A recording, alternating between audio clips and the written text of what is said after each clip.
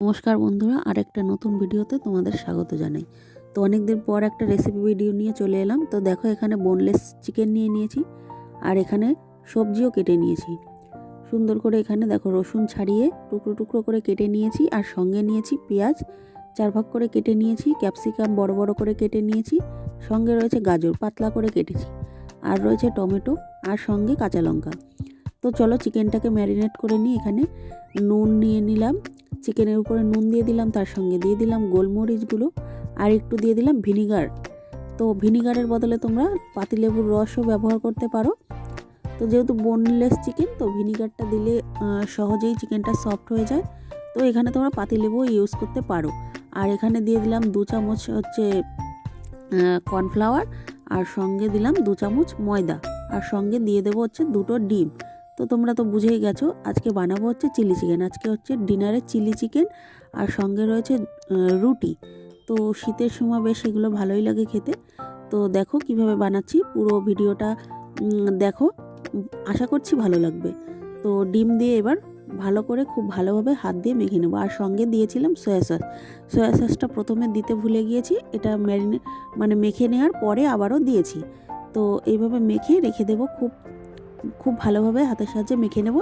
মেখে নিয়ে কিছুক্ষণ সময় রেস্টে রেখে দেব, তাহলে চিকেনটাও সফট হয়ে যাবে আর পকোড়াগুলো খুব সুন্দর ফুলবে। তো দেখো, এই যে ভালোভাবে ম্যারিনেট করে রেখে দিয়েছি, আর একটা কড়াইতে তেল গরম করতে বসিয়ে দিয়েছি, পকোড়াটা ভাজবো সেই জন্য। তো এই পকোড়াটা কিন্তু ভেজে গরম গরম খেতে খুব ভালো লাগে, এই অবস্থাতেই খাওয়া যায় কিন্তু। তো দেখো, পকোড়াগুলো ভেজে নিচ্ছি। তো তোমরা অনেকেই চিলি চিকেন সবাই বানাতে জানো ম্যাক্সিমাম।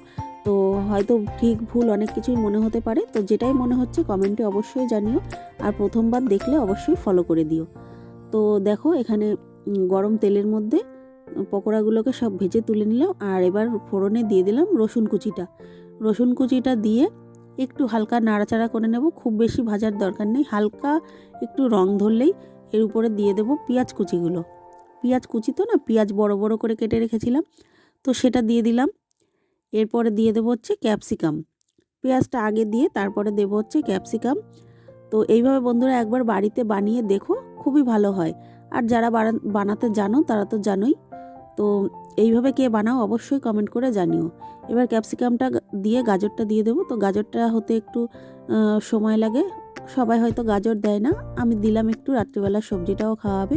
এবার দিয়ে দিলাম হচ্ছে টমেটো আর লঙ্কা কুচিটা দিয়ে একটু নাড়াচাড়া করে নিয়ে এবার কর্নফ্লাওয়ার গোলা জলটা দিয়ে দিলাম। কর্নফ্লাওয়ার দিয়েছিলাম 1 চামচ, আর তার সঙ্গে সয়া সস আর টমেটো সস একসঙ্গে মিশিয়ে দিয়ে দিলাম। দিয়ে এবার দেখো ঝোলটা একটু ফুটে উঠেছে। এবার আমি এর ভিতরে পকোড়াগুলো দিয়ে মিশিয়ে নেব। আমি একটু হালকা গ্রেভি রাখবো, তো অনেকে শুকনোও পছন্দ করে, তো যেহেতু রুটি দিয়ে খাবো তাই জন্য একটু গ্রেভি রাখলাম।